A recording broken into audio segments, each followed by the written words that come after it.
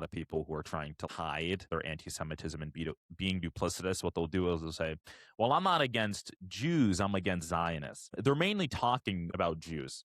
Whenever you see an attack on Jews, the attacker never asks first, hey, are you a Jewish Zionist or are you like a Jewish anti-Zionist? You know, when we saw the attack recently in England, the guy just attacked two Jews that he found. You know, he didn't ask them first, hey, are you Jewish that is a Zionist or are you a Jewish that is a non-Zionist? I believe that Judaism and Zionism are inextricable. He's only 19 years old, but he's already been featured by Ben Shapiro, Charlie Kirk, and Liz Wheeler. A self-described history enthusiast focused on truth, not popularity, Matt Nuclear has been going viral for doing something most people avoid, challenging narratives and forcing people to defend what they believe. From debates on Israel to calling out misinformation to questioning some of the biggest voices in media, he's stepping into conversations most people won't touch. So the real question is, are people actually misinformed or are they choosing to believe what they want? Matt Nuclear, welcome to the show. Thank you for having me. You speak a lot about Israel, get into those debates. In your mind, what are some things that people get completely wrong about Israel? Well, I mean, I think a lot of people view Israel as this, like, you know, country that's just trying to expand and attack everybody ruthlessly with like zero reason. Typically, when I enter these conversations, people don't know about the basic history, you know, Israel being invaded, Israel being attacked, stuff like that.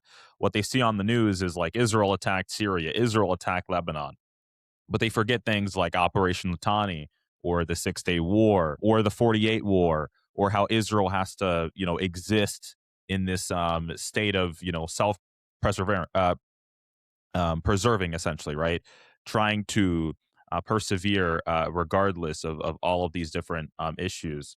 And a lot of people don't know about that history. And I try to, like, you know, have that sort of conversation with them and try to sort of give them another viewpoint. You know what I mean? That's more history based. Yeah. Now, how often do people you debate actually have evidence for what they're saying versus just repeating something that they saw online? I'm going to be honest. I've like debated thousands of people now because of like TikTok Live. You can start up a debate. You can turn your camera on. You can have your prompt like, hey, I support Israel. And people will come up immediately, right? And I'm going to be honest. The majority of them don't know the basic history of what went down. They still think that like Israel was created by the British. They still think that like Israel started the 48 War. They don't know like a lot of the basic stuff about Israel, you know?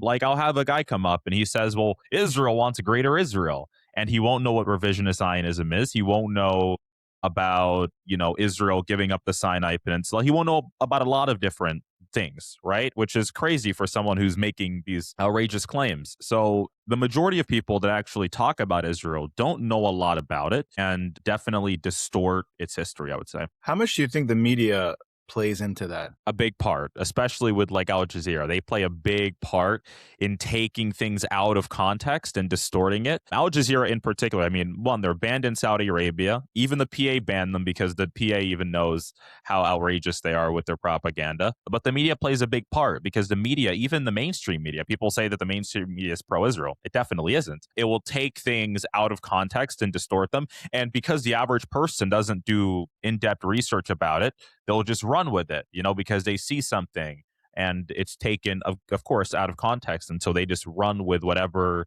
they see, whatever headline they read, right? Like Al Jazeera came out like a few months ago and I had to debunk it also with Israel as evaporating Palestinians or whatever. And if you read the article, it actually, none of the bombs that they were using have like a fuel air dispense mechanism that would be for evaporating anything. It was just like a complete lie, and they kind of admitted it.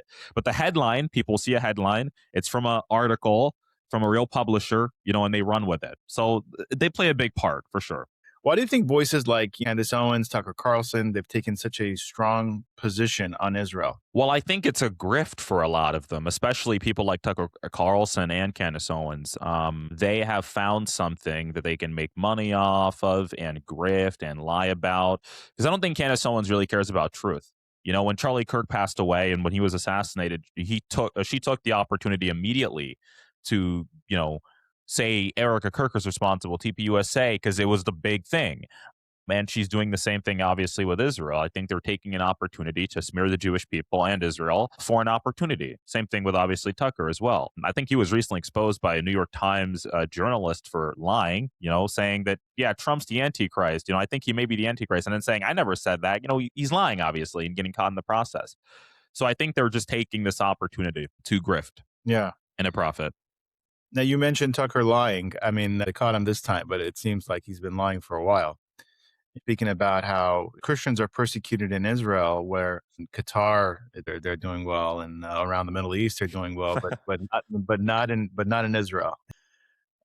Do you think he actually believes what he's saying, or is he just speaking to his audience and, like you said, profiting off of it? I mean, I think to an extent, I want to assume that Trump, that Tucker is actually smart enough to know that he's lying, because it's ridiculous. Like, Christians being treated better in Qatar, that's ridiculous, because there's 4 churches there for Christians, and can they proselytize? No, of course they can't proselytize at all, and they don't have the same rights. They're not citizens, because what a lot the confusion is that they're expats, right? They're there for work on a temporary visa, and they go back to their country. That's how it works. With Israel, the Christians that are there are permanent citizens, and they have as many rights as everybody else, obviously. And Open Doors, which is an international Christian organization that looks into Christian persecution, essentially every single Middle Eastern country is on the list except for Israel. I think he's smart enough to know that he's lying, but again, he has this agenda, this weird, I believe, cynical agenda, so he just refuses to be honest, Yeah. Hypothetically, if you sat down with him one-on-one, what would be the first question that you'd ask him? Well, I think the first question I'd actually ask him would be more relating to his conversation. This is what he brings up a lot, the whole thing with Israel's right to exist. I think he catches people off guard with that a little bit, because that's sort of a big presupposition, right? Does the state have a right to exist? Is a right something bestowed upon you? Are we talking about religious Zionism here purely? Are we more talking about the political Zionist aspect? I would tell him that the World Zionist Organization, that was co-founded by Herzl and Nordau, came about, convened, had benefactors, and they had a movement to establish a Jewish national home that would be secular, obviously, where everybody would have the same rights. Would he just be against that happening, period? Right? That's a question I'd ask him, because I think when we come at this from the right to exist perspective, there's conversations about, where is that right coming from? Do they even believe in the same biblical interpretation? Stuff like that. So I make more of the, political argument.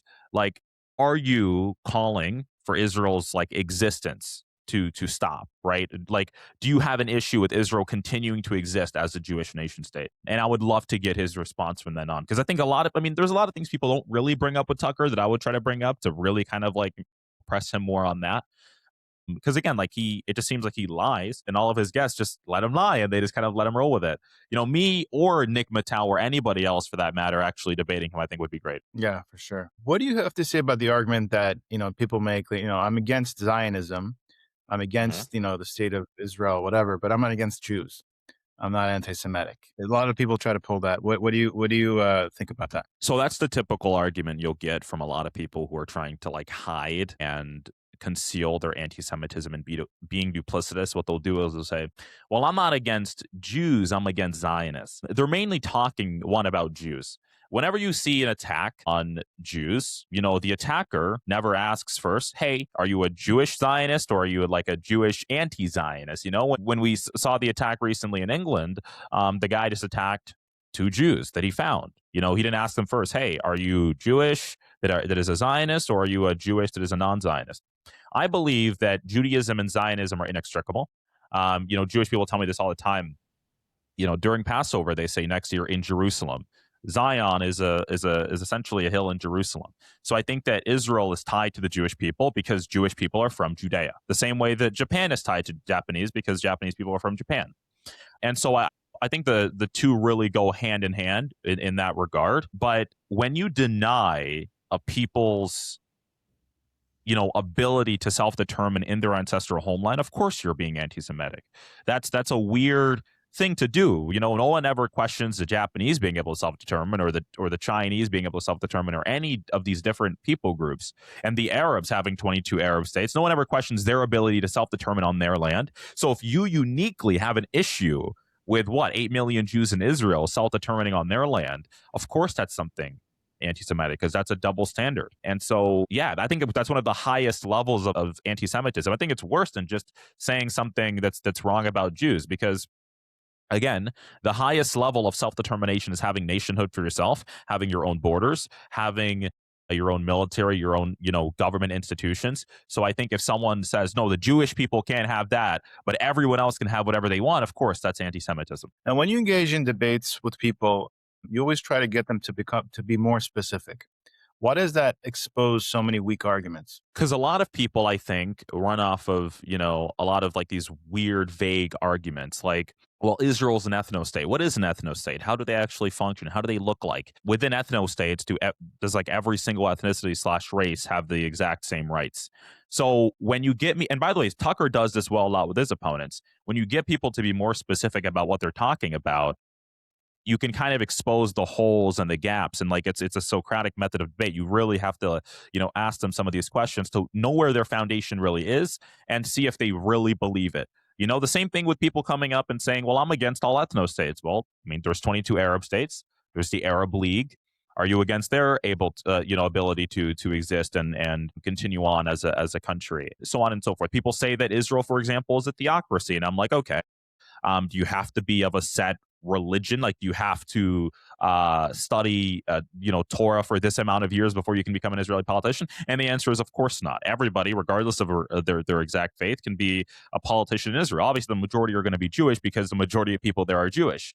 So I think questioning that and being more specific is great, because, for example, I had this conversation with someone where they were trying to say that Israel is an apartheid state, because people that have a Palestinian Authority passport can't go anywhere they want in Israel without having a permit. And I asked them, well, can someone who's an Israeli go into Area A, for example? And the answer is no, of course they can't go into Area A. There are signs before you enter Area A that specifically say that Israelis are not allowed or permitted under the law. And given the fact that they're not Israeli citizens, why should they be allowed to enter Israel at their own discretion? Because that's not how any system works. The government of any country determines its immigration laws.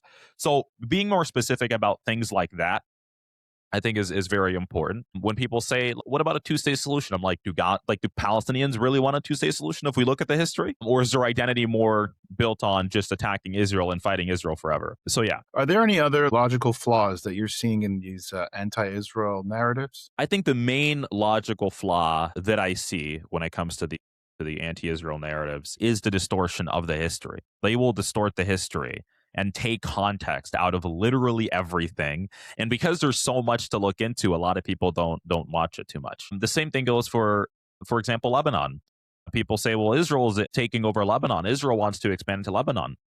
And I want to ask them, okay, when was the first time Israel invaded Lebanon? Well, Operation Litani. Okay. And what preceded? What was the precursor to Operation Litani? Well, 35 Israelis were slaughtered by Palestinian militants, I believe, just like not too long before, right? And so Israel invades because at the time the PLO essentially had the state within a state in Lebanon after they were kicked out by King Hussein, during Black September. They go to Lebanon, they run away, they run in there. And by the way, they also fought the Maronite Christians and stuff like that. So I think the main thing I see with Israel is the fact that people distort its history and leave context out of what we're actually discussing. And that's typically what people does. They create these straw man arguments. They strip the context away from the general conversation, and then they make that point without context. When someone gets emotional but can't give you facts, what does that tell you? Well, it tells me that they've lost the plot. They don't actually have an argument, so the last thing they can retort to is being emotional. And actually, this is actually pretty typical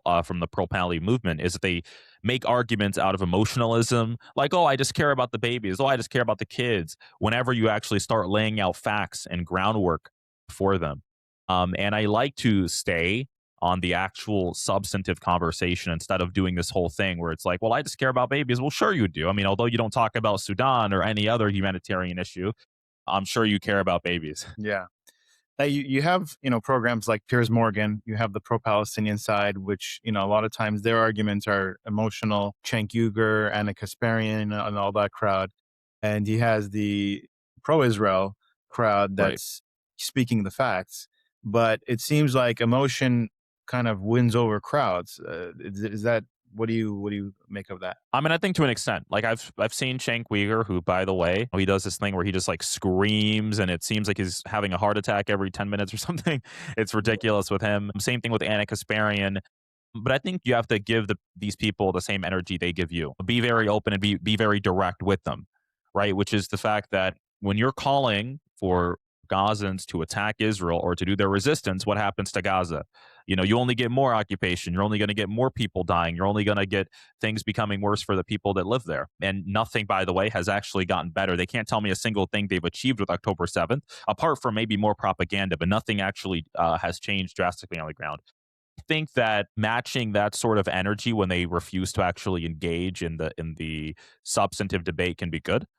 Because again, all these people do is scream and they're very loud, but there's really no substance. So I think that if they're doing that, you should also engage in the same thing and be very direct with them. You've got personalities like Dan Bilzerian. He's pushing strong anti-Israel narratives. Now he's trying to run for office. Why do you think voices like that gain traction? Well, I mean, I think he's taking an opportunity to join the so-called America First movement because it's like, semi-popular within the right-wing sphere. But the embarrassing part about Dan Bilzerian, by the way, I made a video about him, I'm sure you know. In 2018, actually, he swore an oath to receive his Armenian citizenship and fight at the behest of the Armenian Armed Forces or the Armed Forces of Armenia, which I find to be quite embarrassing given the fact that he's running as an America First candidate. Like, if you're America First and your whole thing with America First is we're against dual loyalty and stuff like that, then why are you fighting, or like, why did you swear an oath to fight for Armenia against Azerbaijan and take Armenian citizenship? So he's already embarrassing as it is. But yeah, of course, like there's currently an anti-Israel grift right now that everyone is kind of on. There's like a bandwagon and everyone's just joining the bandwagon, of course. And he's trying to take that opportunity to join the bandwagon, although he won't be successful. It seems like nowadays you have more and more of people in office that are not America First. From Ilhan Omar and Talib and, even Yeah. Mamdani and all these people. Why does it seem like their influence is growing? Is there any concern for that? Well, I mean, what I've said is that the far left or the more radical left has more power, actually, institutional power, than the far right, which is why you don't really see any far right politicians here in America, but you do see people like Zoran Mamdani, Rashida Tlaib, and Ilhan Omar. I think the reason, why they've been successful is because they've appealed to, this sort of socialist utopia. Many of them, especially Mamdani, for example, making all of these promises he really can't keep. And a lot of people sort of need a reminding of how these policies actually work out. And so I think that's why they've been semi-successful. And to be honest, I mean, Ilhan Omar, she kind of imported her voting base in Minnesota. I mean, literally just her own people voting for her there, essentially. And, Zoran Mamdani, his approval rating has dropped significantly because people have actually seen his policies. So it's the typical situation with populism. You come out, you make all of these promises like free grocery stores and we're going to tax the billionaires, and then you don't actually do it and people stop caring about you. It's a typical, situation like that. Now, we mentioned that, mainstream media is against Israel. Do you think that Israel, some people say, Israel has to do a better job at PR. Do you think that Israel has to do a better job at PR? And if it did do a better job at PR, would it still be able to counterbalance the mainstream media and everybody else that's, speaking out against it? I don't think it would be an equal, I don't think Israel would be able to equally counter literally everything the mainstream media says, because I think it's easier to make a bunch of fallacious claims than to actually refute all of those claims, especially thoroughly. But I do believe that Israel needs to do a better job with PR, for sure. Now, do you think that the media is actually biased, or they're just chasing engagement? Being anti-Israel gets you clicks, makes you money. I think it's a little bit of both. I think it's a little bit of both now, especially with the mainstream media, is that, Israel is a big topic. Defaming Israel is what's popular. And so that's what people will run with. And there's also obviously, the bias against Israel. Yeah. It seems that, some conflicts, especially involving in Israel gets, nonstop coverage while others get ignored. Like, do you think that Right. Israel is held to a completely different standard? Yeah, no, for sure. And this is, by the way, what I bring up all the time is a lot of pro-Palestine supporters, they kind of like frame their argument in a way of like, hey, I'm just for peace. I'm a humanitarian. I care about humanitarian disasters. And that's the reason why I'm talking about Gaza. I'm not talking about it because we're dealing with Israel or Israel has any connection to it. And then my response would be, okay, why don't I see you, vehemently and persistently talking about Sudan, the world's largest humanitarian crisis, where like 14 million people are displaced, hundreds of thousands are being killed, and the RSF is obviously being funded, for example, by the UAE. Why don't I see you guys talking about that? If you care about ethnic cleansing, why are you not talking about the Rohingya and the largest refugee camp actually in the world? Why is that not the conversation that we're having? And so, yeah, a lot of these people, you can already tell that they're being dishonest because they don't actually focus on where the humanitarian problems also lie. It's the same thing with, for example, someone nitpicking and saying, well, one Jew did something bad in Israel, therefore that's all Jews. If one Jew has an issue or assaults any Christian, that's something, that's a reason for us to stop supporting Israel. And my response to that is, well, why should we support any country in the Middle East if that's the case? When we have, Christian bombings in Syria, when we have, by the way, in Lebanon, all day, all the time they destroy, Christian monuments and so on and so forth. They don't replace it. They don't punish anybody for it. Nobody freaks out about it. In Nigeria, they slaughter Christians every single day. By the way, I have yet to see Tucker Carlson take a trip to Nigeria or talk to the Christians there about their persecution, especially when over 50,000 of them have been killed over the last decade or so, which I find to be quite embarrassing. That's like the weird double standard, is that if you truly care about Israel because of the humanitarian cause or because you care about Christians, then I don't know why you're not talking about the Christians that are being killed, or going to the countries where Christian persecution is high, or speaking to the Coptic Christians in Egypt. But there's a weird, unique fixation with Israel, Israel, Israel, but not any of these different countries that have these vastly more significant problems. And Gaza has received the most attention, obviously, but it is not the world's largest humanitarian catastrophe. It's actually very far from it. So, yeah, I mean, that's how you can sort of tell there's anti-Semitism there, because there's a significant double standard. People care about what's happening because Jews are involved. No Jews, no news. It's just how it is. Yeah, exactly. I mean, we had 2.5 years of, pro-Palestinian protests all over America, college campuses everywhere. But Iran, Islamic Republic of Iran, has been slaughtering its own citizens, 40, 50,000 or whatever. They don't have internet for 60 plus days. They're suffering, but we don't see protests for that, not nearly the same amount. Right. Why does the media ignore what is happening to the citizens of, Because it's not something they can sell. It doesn't run with their narrative, especially not leftist media, because the way that leftist media actually works is they don't care about oppression. Like, oppression has never been a big issue for leftists. Leftists are known for having oppression, authoritarian, tyrannical regimes. When they see a country like Iran that's slaughtering their own citizens, the reason why they don't care too much is because the IRGC is still a staunch enemy of America and Israel. So as long as they are fighting against America and Israel and the West, it doesn't matter what they do to their own citizens. That's sort of the way that they view, countries like Iran. They don't care about. This is the thing. We have to stop accepting the leftist reasons for why they talk about certain issues. They don't care about human life. They don't care about where the humanitarian catastrophe is, and that's obvious. I have yet to see Greta Thunberg sail to Sudan yet, but she'll sail everywhere else but where the catastrophe actually is. They don't care about catastrophe. They don't care about human life. They don't care about people being slaughtered or killed. They want any state that is a staunch opponent of America and Israel to continue fighting them, even if they're slaughtering their own citizens and not being very democratic, of course.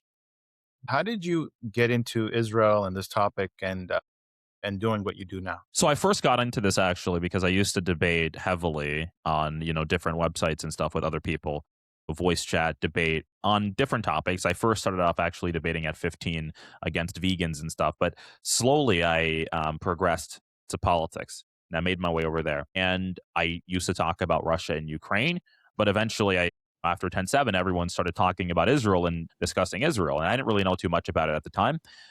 People were pro-Palestine, some people were pro-Israel. I did my research about it because I think that's the first thing everyone should do when they hear about any topic is, before you make a decision or have an opinion on it, have an informed opinion, have an opinion based off of history or some facts.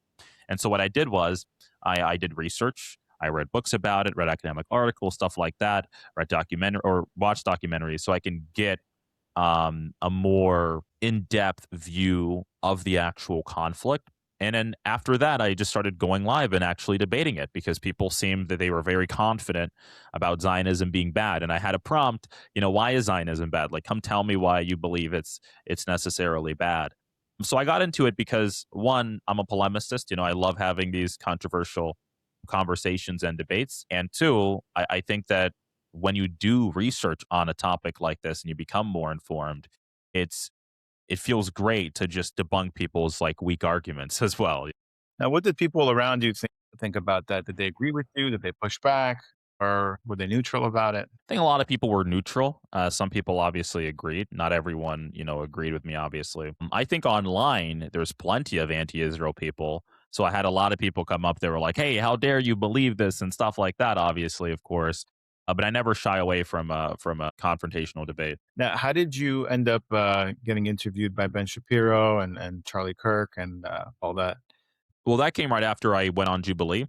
I debated a radical. It was the title of the Jubilee episode. It was, believe, in August of 2025.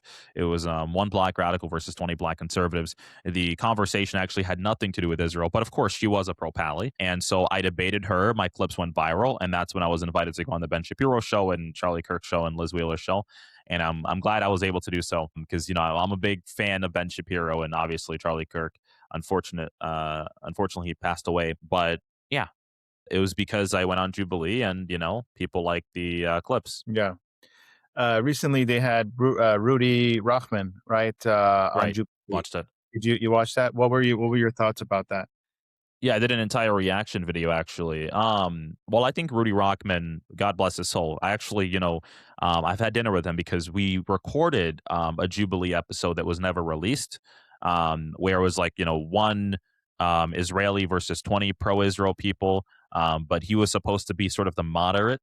But they never actually released that, unfortunately. I'm glad that he was invited back to, do the one against the pro-Pallies. Yeah, I mean, I thought that obviously he's a nice guy, and he was trying to be very nice to the pro-Pallies, but I don't think they actually respected him at all or respected his position. And this is the issue: is that you really can't build agreement with a lot of these people. It's hard. It's difficult. They don't understand their own problems and what their main issues are. I thought a lot of people did the typical, came up, made fallacious arguments, didn't actually substantiate their claims, had a double standard, stuff like that. And Rudy was trying to be nice, calling them, their cousins. And by the way, he's a very respectful man. I mean, he would preserve, the Quran when he was in Gaza and stuff like that, And I wish they would have given him the same respect. But of course, I don't expect anything different from them. Was there any point where you're like, I could have made a better argument here, or I could have said something, different over there? Yeah, you find for yourself sure, plenty. Yeah, There were plenty of times where I was like, oh man, I would have responded a little differently. But to be honest, he didn't really do all that bad. I think he actually did pretty decent at responding to a lot of the points. yeah. Now, what do you think about Europe has been taken over by Islamic migrants, and it's kind of changing the dynamics over there? Why do you think that the West is afraid to deal with these issues, and do you think that it's coming to America? Why do I think the West is afraid to deal with these issues? That's one.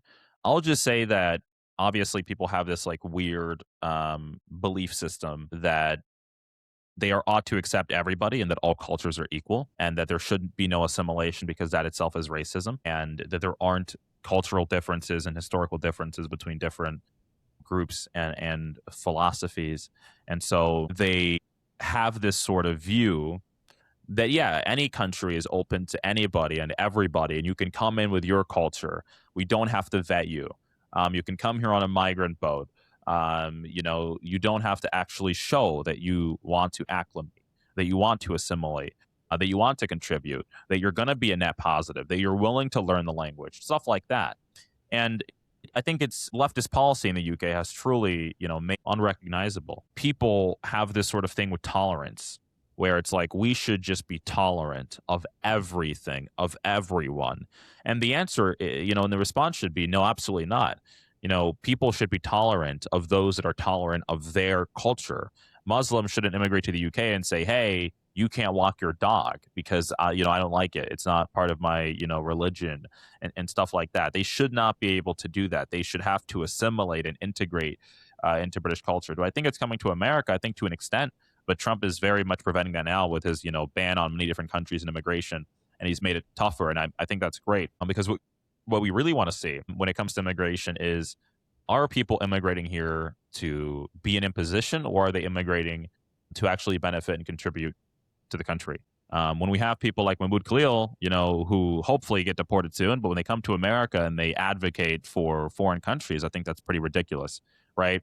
If you come on a student visa to America, you should not be advocating for anti-American foreign policy. That makes really little sense. Like, let me give you a visa. You can come here to study, and then you come here, you start these random protests, and then you start advocating against the American government. That's a weird thing to do.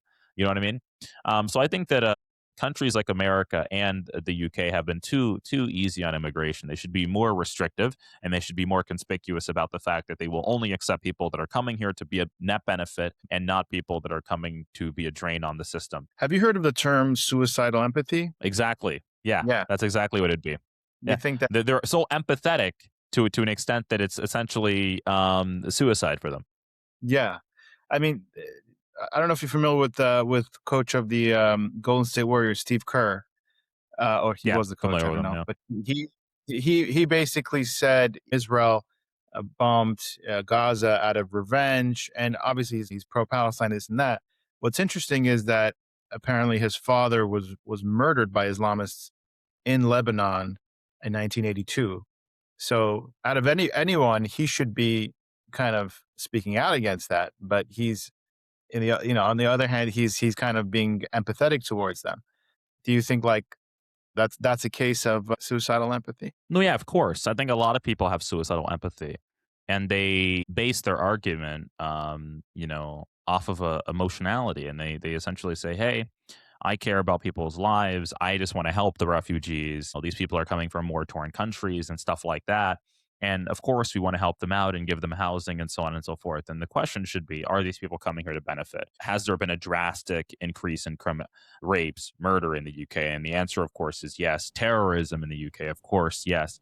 When you look at the polling data, for example, have people truly been assimilating, or have they, been still against British culture, still against the British people in a lot of ways, British history? I think it's ridiculous for people to immigrate to a country and tell the native people of that country that, hey, you don't have any history, and your history is all evil and bad and wrong, and you can't fly your flags. And so I think what's been happening to the UK has been very unfortunate to see. And it's crazy because, Britain used to be the center of the world. They used to control 25% of the world's population at one point. They used to be at the top of everything. And now you have like random people in the UK that are running it that are totally disaligned. And I believe they're incongruent with British way of life. Yeah, it's suicidal empathy for sure. Yeah. You also have, for example, the Muslim Brotherhood is banned in some Arab countries, whereas Right. in the West, they're functioning in the West. And what a lot of people say is that they take our democracies and our liberties and use it against us.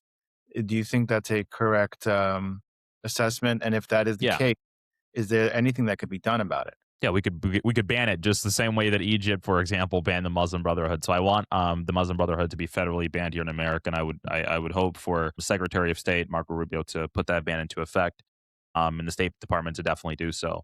Now, a lot of people don't know about this, but the Muslim Brotherhood has a 100-year plan in which they essentially hope to change the West and its fabric, not necessarily through terrorism, the way that like a lot of these Muslims sort of enact or engage in, but through institutional change, right? Through their, way of deception and being nefarious with institutions and doing things like, for example, the Council of American Islamic Relation, CARE, has been doing, and stuff like that with paying off university students. And so they're adapting to how Western society operates in order to subvert it, obviously, and undermine it. And so, yeah, we should definitely ban institutions like that, especially when Egypt is banning them. If Egypt is banning the Muslim Brotherhood, and if the Muslim Brotherhood was the, you could say the catalog or precursor to, for example, Hamas with, their terrorist organization, and Ahmed Yassin, then of course we should also ban it here. There's no benefit to us having the Muslim Brotherhood in the West at all. Yeah. What do you think about the future of the Republican Party? You have the camp of Marco Rubio. You have the JD Vance camp. Um, what do you think is the future, if you could predict it? Hopefully, Marco Rubio. I want Marco Rubio to be the next president of the United States. 48. That's my hope. I used to be a big fan of JD Vance, and to be honest, it's not that I don't like him. I just think Marco Rubio has been exceptional as the Secretary of State, and I believe that he will be a great leader for this country. Yeah.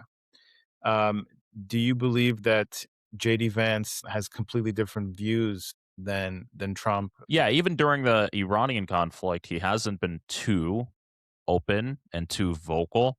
And so that's kind of like where the issue is that he hasn't given a firm stance.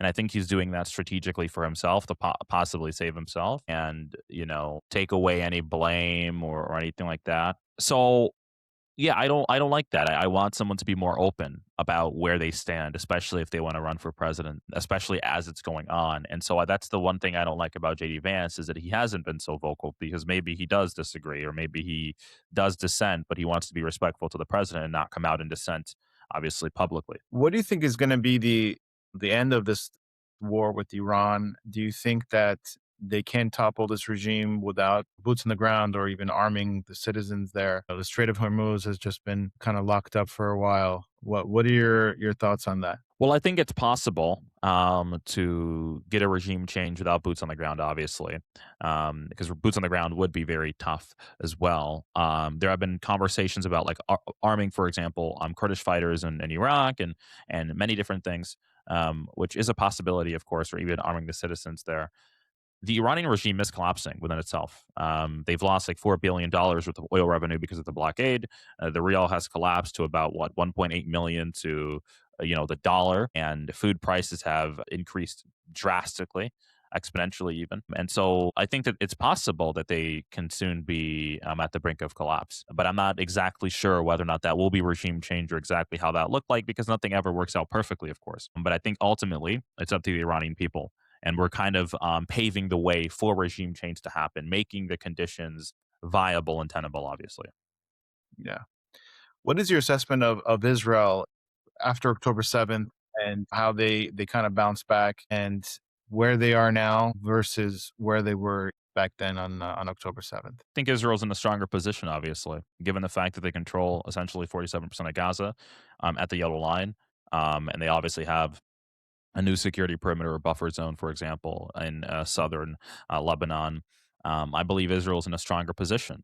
I believe Israel actually soon enough, if the Iranian regime collapses, will essentially be the main hegemon in the Middle East, and no one will be able to, any longer actually effectuate or negate the existence of the state of Israel in that way. So I think Israel's in a very strong position, obviously.